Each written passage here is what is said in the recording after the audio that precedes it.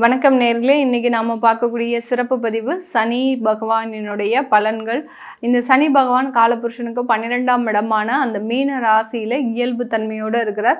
ஜூலை மாதத்திற்கு மேல வக்ரத்தன்மை பெறுகிறார். இந்த இயல்பு தன்மையோடு இருக்கக்கூடிய இந்த 60 நாட்களுக்கு என்ன மாதிரியான ஒரு மாற்றங்கள் நடக்க போகுது? கடக ராசி என்பர்களுக்கு காலபுருஷனுக்கு 4ஆம் இடமான அந்த சுக மாத்ருஸ்தானத்துல இருக்கக்கூடிய கடக ராசி என்பர்களுக்கு 9ஆம் இடத்துல இருக்கிறார். 9ஆம் இடத்துல பாக்கியஸ்தானத்தில் இருக்கக்கூடிய அந்த சனி பகவான் என்ன மாதிரியான சில விஷயங்களை கொடுக்க போறார்? அஷ்டமாதிபதி உங்களுடைய 9ஆம் இடத்துல இருக்கிறார். அதனால இந்த இடத்துல தகப்பனாரினுடைய உடல் நலன்கள் தேறி வரக்கூடிய ஒரு நேரமாக இருக்கும். கடகராசி என்பவர்கள் ரொம்ப பாசமாக தன்னுடைய பெற்றோர்கள் மீது அதிகப்படியான ஒரு பாசத்தை வைத்திருப்பாங்க.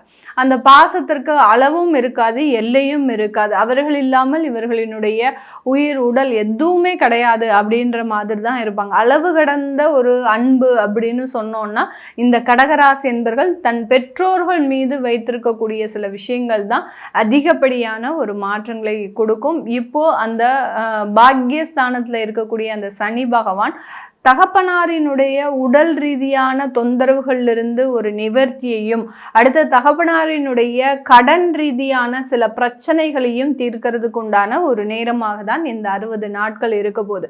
கடகராசி என்பர்கள் பொதுவாகவே பார்த்திங்கன்னா ஒரு மற்றவர்களை வரவேற்கிறதுலையும் மற்றவர்களோடு நெருங்கி பழகிறதுலையும் ரொம்ப ஸ்மார்ட்டாக ஒர்க் பண்ணுவாங்க. யாராவது ரொம்ப திட்டுனா கூட ரொம்ப பெரிய அளவுக்கு அதை கேர் பண்ணிக்காமல் அவங்க கிட்ட மறுபடியும் ஒரு அன்போடையும் ஒரு பாசத்தோடையும் பழகக்கூடிய ஒரு நபர்கள். இவர்கள்கிட்ட கோபம் அப்படின்றத பெரிய அளவில் நம்ம பார்க்கவே முடியாது.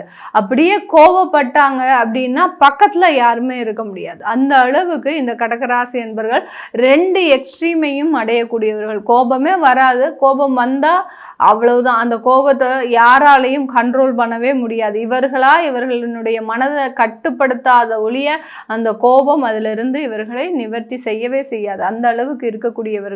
இவர்களுக்கு இந்த காலகட்டத்தில் சில நன்மையான விஷயங்கள், அதாவது எந்த ஒரு நன்மையுமே என்னுடைய வாழ்க்கையில் நடக்கலை, ஒரு திருமணம் நடக்கலை, ஒரு வேலை ரீதியான சில மாற்றங்கள் இல்லை, ஒரு தொழில் செய்யலான்னு போனால் அந்த தொழிலையும் பெரிய அளவுக்கு வளர்ச்சி இல்லை, இந்த மாதிரியாக எந்த நன்மைகளுமே என்னுடைய வாழ்க்கையில் நான் அனுபவிக்கலை அப்படின்னு சொல்கிறவங்களுக்கு இந்த 60 நாட்கள் மிகப்பெரிய ஒரு மாற்றத்தை கொடுக்கக்கூடிய ஒரு நேரமாக இருக்கும்.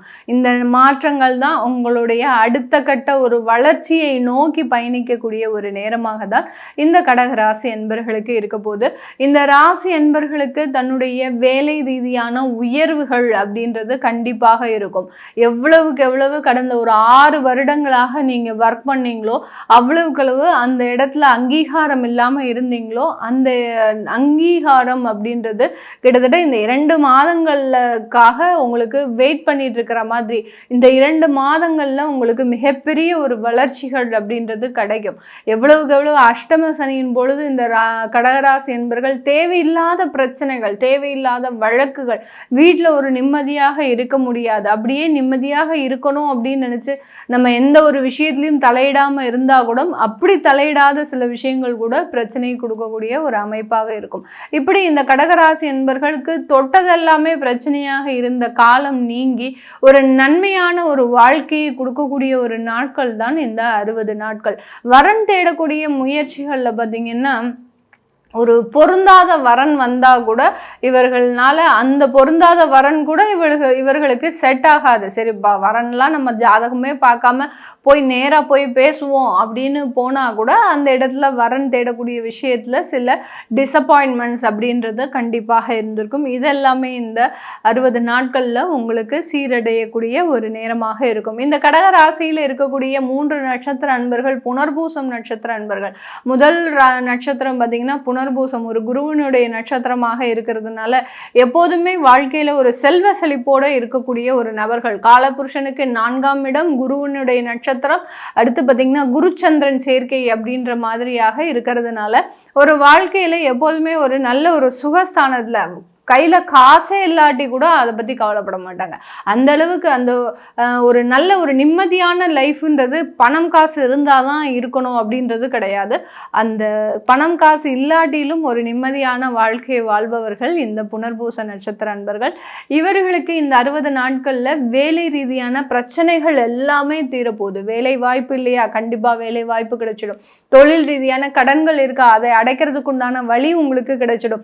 அடுத்த உறவுகளில் சில தேவையில்லாத பிரச்சனைகள் இருக்கா, அதுவும் தீரக்கூடிய ஒரு நேரம். அதனால வாழ்க்கையில ஏதோ ஒரு சின்ன சின்ன தொந்தரவுகள் எனக்கு கடந்த ஒரு 8 மாதங்களாக வந்துட்டு இருக்கு அப்படின்னு சொல்லக்கூடிய இந்த புனர்பூச நட்சத்திர அன்பர்களுக்கு இந்த காலகட்டம் அதிலிருந்து நிவர்த்தி அப்படின்றது முழுமையா இருக்கக்கூடிய ஒரு நேரம். பூசம் நட்சத்திர அன்பர்கள் தன்னுடைய வேலையில ரொம்ப கேர்ஃபுல்லா இருக்கணும். இந்த காலகட்டம் பார்த்தீங்கன்னா 9ஆம் இடத்துல அந்த சனி பகவான் இருக்கிறாரு. உங்களுடைய நட்சத்திர அதிபதி 9ஆம் இடத்துல இருக்கிறதுனால நல்ல வேலை செஞ்சுக்கிட்டே இருப்பீங்க. திடீர்னு இருந்தாப்புல மூட் அவுட் ஆகி அதிலிருந்து சில பிரச்சனைகளை சந்திக்கக்கூடிய ஒரு அமைப்பாக இருப்பீங்க. ஏன்னா அஷ்டமாதிபதி உங்களுக்கு சனியினுடைய ஸ்தானமே பார்த்தீங்கன்னா அஷ்டமாதிபதி 8ஆம் இடத்திற்கு சொந்தக்காரர். அவர் 9ஆம் இடத்துல இருக்கிறதுனால வேலையெல்லாம் நல்லா தெரியும். எல்லாம் செய்யறதுக்கு உண்டான முழு தகுதியும் இந்த பூச நட்சத்திர அன்பர்களுக்கு இருக்கும். ஆனால் சில இடத்துல சொதப்பக்கூடிய ஒரு டைம். அதனால வேலை ரீதியான விஷயங்கள்ல ரொம்ப கவனமாக இருக்கணும். அதே மாதிரி உங்களுடைய கலீக்ஸ் அப்படின்னு சொல்லக்கூடிய சக ஊழியர்கிட்ட ரொம்ப கவனமா இருக்கணும். எதையாவது நம்பி சொல்லிட்டு அதுக்கப்புறம் அது போச்சு இது போச்சுன்னு புலம்புறதுல பெரிய அளவுக்கு நன்மைகள் இருக்காது. இந்த மாதிரியான இடத்துல இந்த பூசம் நட்சத்திர நண்பர்கள் ரொம்ப தெளிவான சூழ்நிலையை கையாளணும். அடுத்து பார்த்தீங்கன்னா ஆயில்யம், புனர்பூசம், பூசம், ஆயில்யம். இந்த ஆயில்யம் நட்சத்திர அன்பர்களுக்கு இந்த காலகட்டம் வெளிநாடு வாய்ப்புகள் முழுமையாக கிடைக்கக்கூடிய ஒரு தருணம். யார் யாரெல்லாம் கடந்த ஒரு வருடங்களுக்கு மேலாக வெளிநாட்டு வாய்ப்புக்காக காத்துட்டு இருக்கிறீங்களோ அது எல்லாமே இந்த 60 நாட்கள்ல முழுமையாக கிடைக்கக்கூடிய ஒரு தருணமாக இருக்க போது. இந்த கடகராசி அன்பர்களுக்கு இந்த இடத்துல பார்த்தீங்கன்னா தொழில் ரீதியாக சில முன்னேற்றங்களை அடையக்கூடிய ஒரு தருணம். நிறைய கடகராசி அன்பர்கள் தொழிலில் மார்க்கெட்டிங் வேலையை ரொம்ப உன்னதமாக செய்யக்கூடிய ஒரு நபர்கள். ஒரு பொருளை நல்ல விற்கக்கூடிய ஒரு திறமை அப்படின்னு கேட்டிங்கன்னா இந்த கடகராசி அன்பர்களுக்கு தான் இருக்கும். அதனால தொழில் ரீதியான வளர்ச்சிகள் அப்படின்றது முழுமையாக இருக்கும். அடுத்து பார்த்தீங்கன்னா சினிமா துறை சம்பந்தப்பட்ட ஃபீல்டில் இருக்கக்கூடியவர்கள், அடுத்து பார்த்தீங்கன்னா அரசாங்க துறையில் இருக்கக்கூடியவர்கள், இவர்களுக்கு எல்லாருக்குமே இந்த காலகட்டம் அதிகப்படியான பொருளாதார வளர்ச்சியை கொடுக்கும். அடுத்து பார்த்தீங்கன்னா 9ஆம் இடத்துல இருக்கக்கூடிய அந்த சனி பகவான் பார்த்தீங்கன்னா உங்களுடைய ப்ராப்பர்ட்டி சம்பந்தப்பட்ட சில விஷயங்களில் நன்மைகளை கொடுக்கக்கூடிய ஒரு தருணம். இந்த சனி பகவானினுடைய பார்வையாகப்பட்டது 3ஆம் இடத்திற்கு பார்க்கறதுனால உங்களுடைய 11ஆம் இடத்தை பார்க்கிறார். 11ஆம் இடத்தை பார்க்கும்போது அந்த ப்ராப்பர்ட்டி டெவலப்மெண்ட் அப்படின்றது கண்டிப்பாக இருக்கும். நிறைய சொத்துக்களை வாங்கக்கூடிய ஒரு நேரம் கடகராசி என்பர்கள். அந்த சொத்துக்கள் மூலமாக உங்களுடைய குடும்ப வளர்ச்சி அப்படின்றது கண்டிப்பாக இருக்கும். வீட்டில் இருக்கக்கூடிய குழந்தைகளினுடைய படிப்பு சம்பந்தப்பட்ட விஷயங்கள்ல நிறைய வளர்ச்சிகள் இருக்கக்கூடிய ஒரு நேரமாக தான் இந்த ராசி என்பர்களுக்கு இருக்க போது.